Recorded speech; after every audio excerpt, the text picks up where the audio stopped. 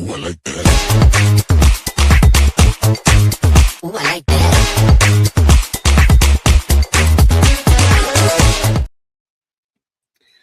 Hello, good morning, all that fun stuff. You know, we always talk about great things, and today we are going to talk about great things as well, but I forgot to stream this to my audience. Oh no, can you change that now? Yeah, I'm doing it right now. Okay, while you do that, I was going to say this. I was kind of late getting everything set up this morning, and the reason is I blame my partner in life. Because he leaves like twice a year to do camping or glamping. Camping is a loose term for these people, with his friends. And every single time. So one time, no, I shouldn't say every single time, just in my memory, this is what happens. One time the basement wall starts like literally leaking during a storm. Right. And now we rent. So eventually the land, but I'm home alone and the wall is like flooding the basement. You know what I mean? Another time, the whole toilet just backed up and it ended up being a tree in the yard. Again, not our fault, but like just somehow the tree did something to the pipe in the yard and yada. This morning, the toilet won't stop running. So like I have the top off the back of the toilet and the little thing in the back, I have to fix it every time you use the bathroom. And I'm sitting here like, I am so sick of water being a problem in my life. Right. And I know that like consciously, I know that the back of the toilet is the clean water, but there's still a level you're sticking your hand in the toilet. And there's still something wrong with it. Anyways, that's why I was late this morning getting everything set up, was because the stupid toilet. I got all the way down to the basement and I could still hear it running. And I'm like, I gotta go fix it. All right. Anyways. Well, and when you have those sounds, right? Like you can't just focus when you have sounds like that. And also, I mean, I don't care what part of the toilet it is, you're still touching all the parts when you got to get into one of the parts. So right, exactly. So like even like putting your hands somewhere else on the toilet to like look in or like do something, you're just like you think of those bad stories where like like the toilet, whenever it flushes, spits water into the air, and the average toothbrush that shares the toilet bathroom has feces on it. Yeah. And it's like, ugh. I'm so lucky at this house. My like the sink is outside the bathroom where we put our toothbrush holder. So I'm actually lucky that way. Yeah, I'm always a cabinet person. You're a cabinet always person? Make sure it's in the cabinet. Yes. Then no feces will get on your toothbrush. Nope. I am very stickler for that too. But I mean, that's because we grew up, watching the guys. We watched the two guys that did all the things. Why can't I think of them? And I can't think of their name. But yeah, they would do the testing of things.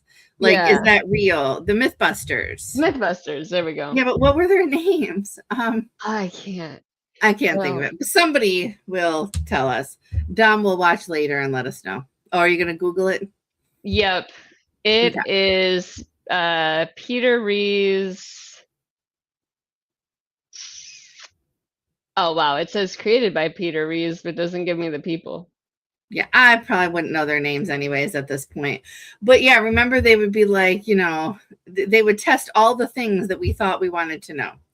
Yeah. And some things we didn't. But that's okay. It was on Discovery Channel. Adam and Jamie. There we go. Okay.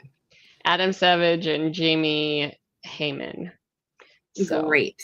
Now we know Mythbusters. But and knowing is half the battle. So okay. Exactly. And with that being said, Sarah, you gave us a what's your day look like, right? And that leads right into what our topic is, which is how much do you share with people?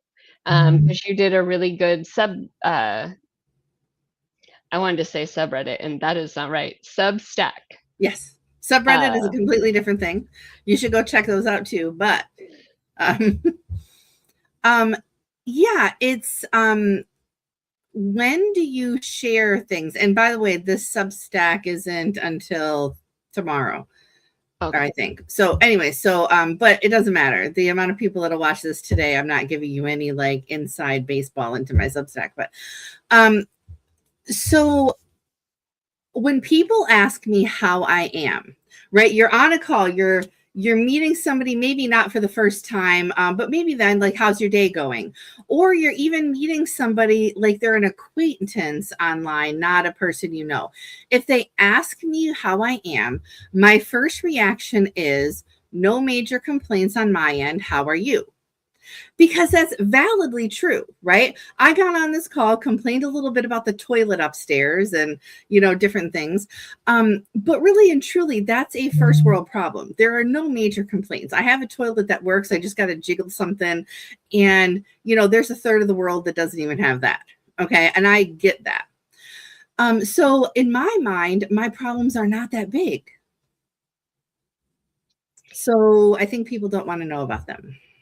Yeah, and I think that there is a different level to that, right? Because I know like a while back we were talking about a little bit about my mental health and about the stuff that I've been struggling with. And, through our conversations, I know on a daily basis you go through things that are a lot, right? And I know that most people don't know that, and it's not a comparison, or it's not a like, but your like my level of like my 8 is something that you've turned into your 4, right? And so when you say you have nothing to complain about, that's because you might be living at a 4, which is somebody else's 8.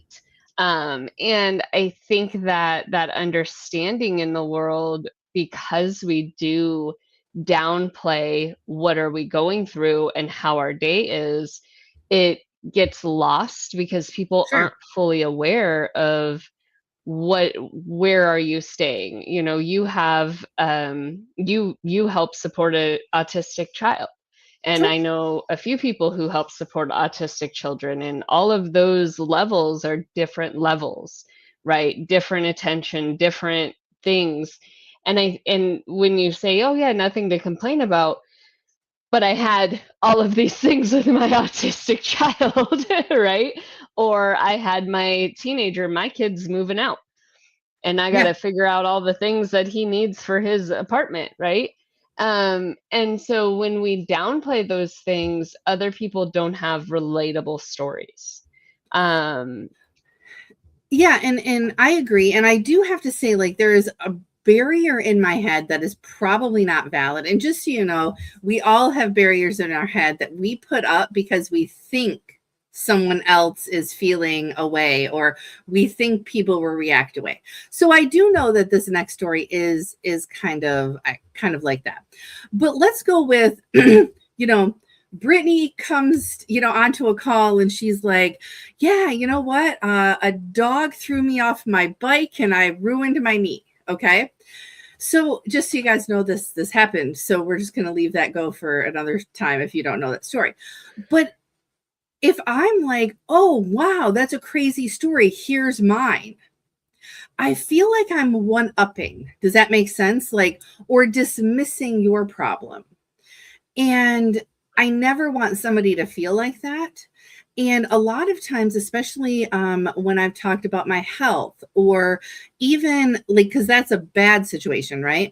But even if I talk about a good situation, like I avoid talking about getting a doctorate and doing my dissertation, because I know that there are other people that either can't afford to do it, can't afford the time to do it, don't feel like they have the capacity to do it. And by me talking about it, am I making them feel bad? Yeah. And this is my own barrier. Am I making sense? 100%. I know that on a conscious level, but we're not talking a conscious level. We're talking that little in the back of your head. I actually had that exact conversation yesterday. We know I moved to the middle of somewhere, and I'm, working on making friends. You can generically say I moved to the middle of I moved Louisiana and to, not give people your address. It's well, okay. no, but I mean, like, once I got here, I was like, where am I? I'm in Well, Shreveport. So if anybody knows what Shreveport is, it's questionable. but when you've lived in Denver or Chicago, right? Like Shreveport is like, what are you? Like, it was like Lansing for me. I lived in Lansing, Michigan for a while. And I look back and I'm just like, I don't know if I could live there again. Anyways, go ahead. Where am I? And I have managed to make some very great, very valid connections. And one of the people I was talking to yesterday is becoming a really great, amazing close friend of mine. And they had mentioned that like our level of ADHD, where you say a story and then somebody else is like, oh, I can relate. Let me tell you that story. We go back and forth with that because that's where our level of ADHD is. And so we're comfortable with that. But if we were talking to other people, we would have that hold back, like you're talking about, of I don't want to up you, I don't want to take away from you. And, you know, I think because I have that level of ADHD, it enhances the story and it creates relatability. But I also do agree with the idea of there are times where it's, you know, this is somebody's wedding and we're talking about a wedding, right? There's those times, but I think in that conversation of how are you, what's going on in your world, and we have amazing people who we have met online and talked to week after week after week. And, you know, after about week 2, week 3, you know, month 2, month 3, we're becoming really good friends. And so, yeah, when you're first meeting somebody, you have a generic, you know, my day was, you know, I have an autistic kid, I have this, I have that. So it was a little bit hectic, but it was great. And then once you've known them for a while, you can say, well, they threw all the toilet paper in the toilet today. Right? The story now. Or she ate 20 cheese sticks and we're wondering when she'll poop next. Yep. TMI probably, but just so you know, that's happened. Exactly. And so the story does grow the longer you know somebody. Mm-hmm. But if you don't allow the story to grow, then you're holding back that relationship in some kind of way. But also they might give you that hold back, right? They might just be, we're strictly business people. Sure. And I think that's where I'm at. Because, like, okay, if I'm here, I'm literally, in a sense, telling the world there's 2 people watching and maybe 20 people will watch this total. But anybody can find these videos. And I have no problem telling people things about myself, right? It's more along the lines of when, right? When do you scare somebody with the Sarah's never drank alcohol? Because the first thing that happens, I have to premise it with, by the way, I'm not an alcoholic, which I was going to say there's nothing wrong with being an alcoholic. There is. Don't be one. But if you're a recovering alcoholic, there's nothing wrong with that. You know, you've made that change in your life. But when do you say those things? Like, when do you bring up topics? When do I tell somebody? Like, there's very few people, and we're not going to get into those details if somebody ever wants to know, but Brittany knows. And there are times that I'm like, okay, Brittany, today is not a good day. Sarah does not feel well. Sarah is not doing anything today, let alone get on a call. And at this point, Brittany's like, okay, right? She doesn't ask like, well, tell me all the nitty gritty details, right? If I want to, I'll tell her that. But then there's other people that it's like, once I tell them I have physical limitations, it's like, are you okay today? Are you okay today? Are you okay to have this meeting? Can you do that? Should you be eating that? I've had people ask me that. It's like, this is me, right? Like, don't like, so I've done 40. I got this. Right. And so I think it's the when, right? When we, especially networking online, when do we open up to somebody, right? When is the proper time? Do we wait for them to open up? Or do we, do we open up first and hope that they accept it? Do we not care if they accept? And I don't think we're going to have the answer today. That's not the point. You know what I'm saying? But, what do you think on that? Like, is there a timeline? I definitely think that there is. I think that it always depends on the person. You and I, we got on a call, we meshed well, and we go live all the time, right? Right. And I think that it really does depend on how people interact with you and what their give back is. Are they taking out of the relationship or are they giving into the relationship, right? Like, is there that ebb and flow? And it takes time to find that trust, and it takes, but also we have to be open and willing to trust, right? And you and I, we're doing this, and we started this in a different capacity with different people that we thought was going to be a whole This grandiose has had like thing. probably 4 iterations if you count the original Rolodex, because we did a Rolodex once a week. You were doing them with a couple other people. But if you even go back that far, this has probably had 4 or 5 iterations. Yeah, exactly. And so, but you and I stay the same. You and I, we're ebb and flowing with things that are around us because we're trusting ideas, and we're Right. moving through those ideas. And one of the ideas we thought was going to be grandiose, and we were doing it with other people, and we were like, okay, we gotta go back to just us, right? And And so, we can have guests. I'm not like diminishing guests, yeah, but no, come visit. we're not ready for third host. No, we're not ready for third host or being hosted on other people's stuff. that's Right. that's the spaces, right? And so when you look at that, though, that becomes that idea of how are you willing to, trial and error, right? And that's the same with people.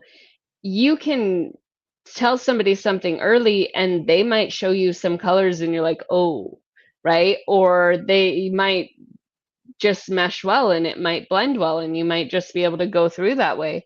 But I think in this world, it's always a thing. But understanding that we're making business connections most often, unless you're on a dating app, right? If you're on a dating app, that's a different conversation. But when you're doing business and you're networking, that's your baseline. We start Right. with professionalism. We start with, yeah, it's been a great day. I've got most of my tasks done, or I'm struggling with some of my tasks, but it's a business conversation. And Right. then you might bring up, yeah, I have some kids around, or my kids are all grown and I just send them money now, So you look at where that is, but I think I had this conversation yesterday too. You have to find your baseline. Sure. Where is your safety net? Where is your baseline? And like you said, your baseline is, no complaints today. It's a great day. But is that a safety net, or is that a good way to let people in? For me, it's definitely that initial safety net. I will be honest. I understand that. I know that it's my go-to. And I think it's to gauge the pace of the call or the tone of the call first. Because if somebody's like, "Hey Sarah, how are you?" and I'm like, "Well, my toilet just, whatever." That sets the tone of a call that maybe isn't right for that call, right? Um, so yeah, I think it sets the tone a little bit, or at least allows you to get into the call before you know where somebody else is at. And sometimes I like I said, I worry about taking over. And so I do have a lot of good stories, and this isn't bragging, but just in the last couple of weeks, I've had 2 people that we've went out to meals with and hung out with literally in person that have told me, "Oh my gosh, you have such good stories," and I'm like, "Okay," right? Like, I don't know what to say to that. And by the way, I wasn't even telling like a super exciting story that it's like it was a normal story in my opinion. But I think sometimes we don't realize that people actually want to hear the things that are happening to someone else. And maybe it isn't that one-upping factor, right? Because that's what we were talking about, concerts, and I just I can't remember how it came up, but I was like, yeah, I went to 17 Tim McGraw concerts in 1 year. And somebody was like, what? I need that story. And I'm like, oh, well, it's a long story because it's 17 concerts. There's lots, right? We're not doing that today at a restaurant and, on a Saturday night. But I felt like immediately like it was an offhand comment, valid and true, but like just like, oh, well, I've been to 17 Tim McGraw concerts. And immediately I felt like I just one-upped there. Oh, I went to my favorite concert. And oh, that was what it was. What was the best concert you ever went to? And I'm like, I don't know. And so I was like, well, the most concerts I've ever been to is this. And it felt like I was one-upping, right? Because then I was telling the story and I kind of took over the table for 10 minutes. And I don't know. I feel like I need to go to therapy for this.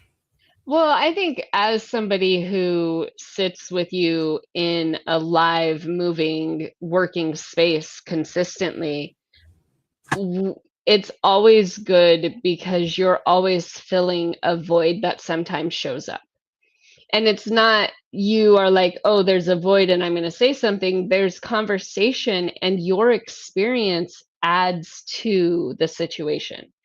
And I think that goes along the lines of what we're talking about of like, I don't talk about me getting my doctorate. I don't, we don't talk about what our levels of educations are. We don't, there's different things that we all keep to ourselves.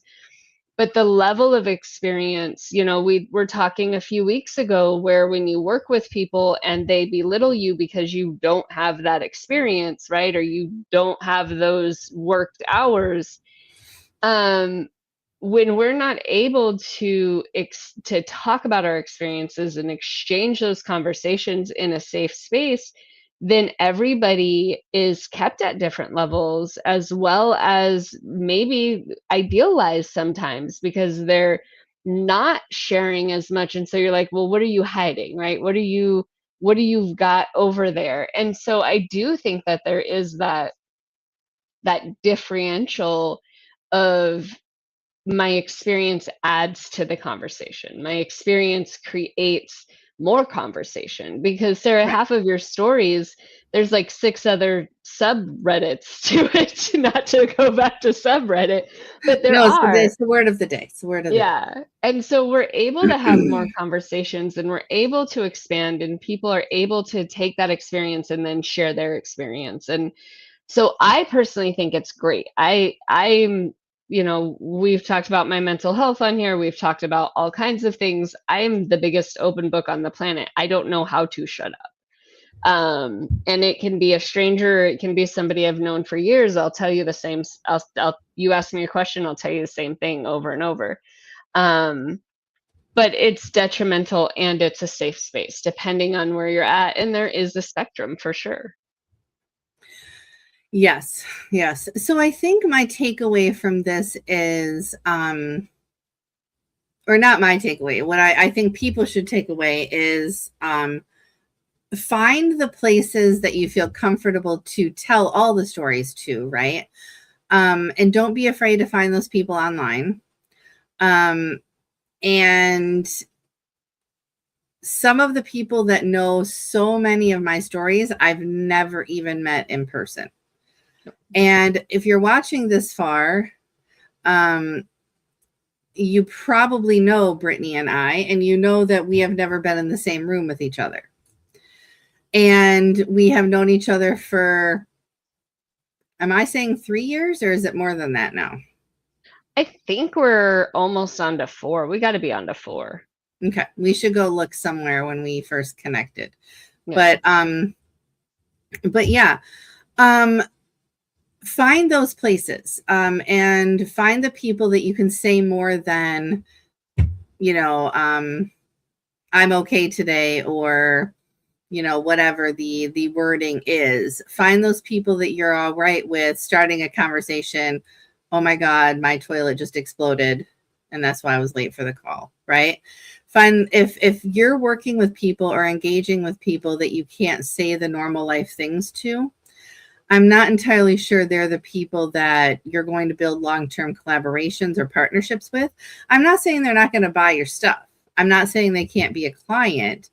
I'm not saying any of that, but are they really going to be a partner or a collaborator moving forward if you can't be a little bit of yourself when you're engaging with them?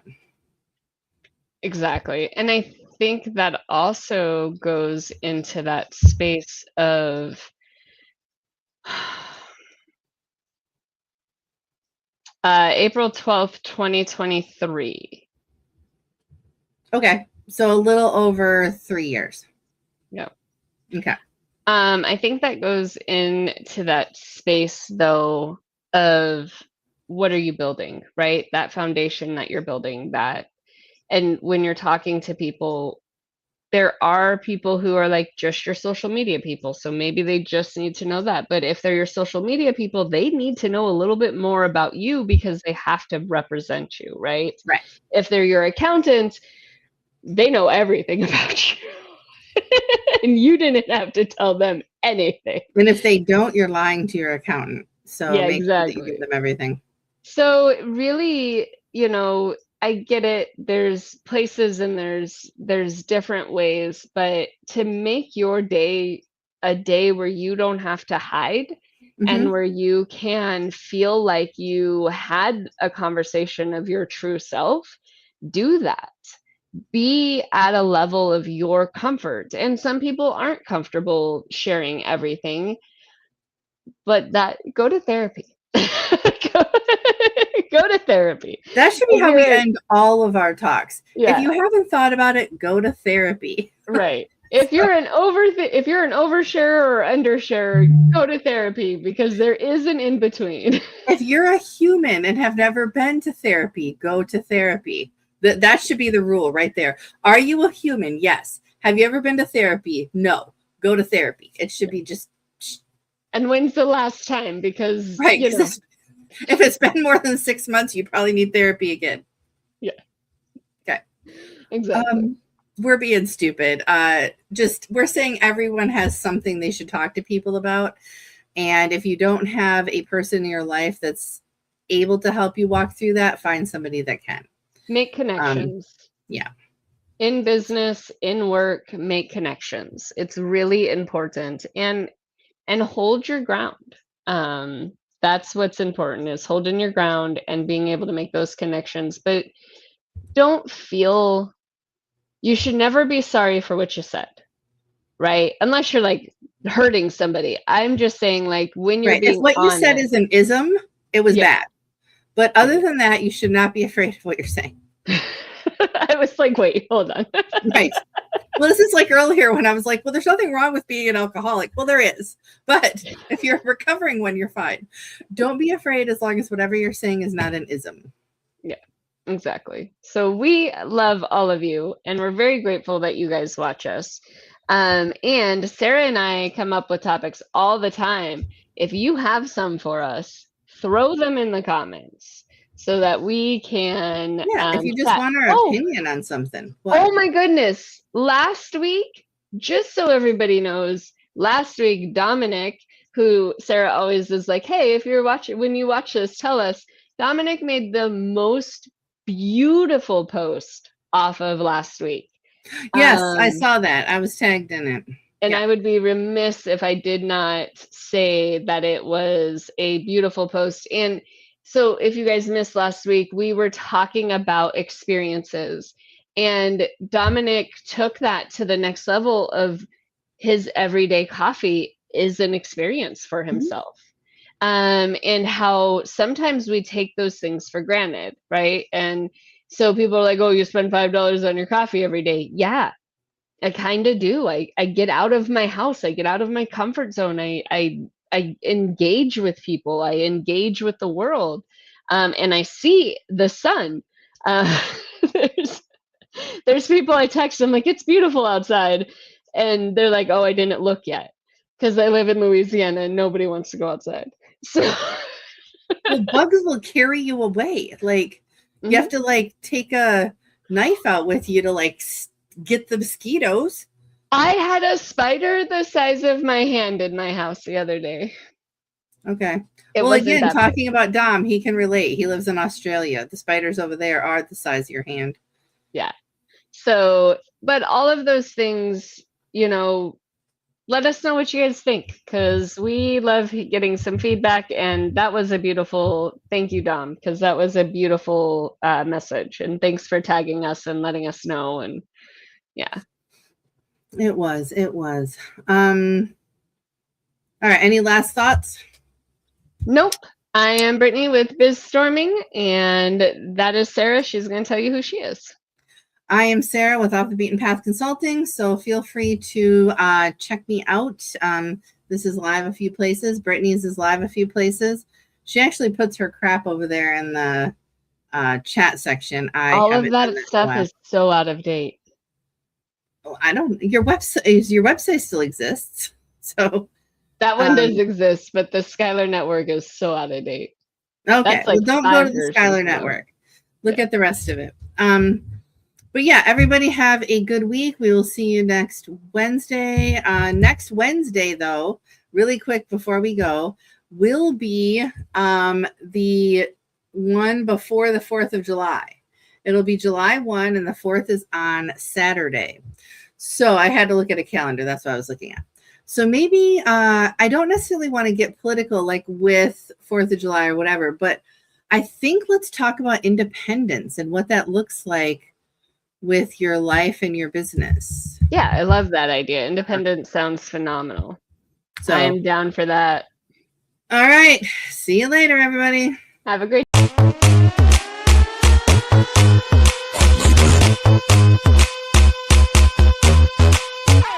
1 2 1 2, need my attitude. 3 4 3 4, check my latitude.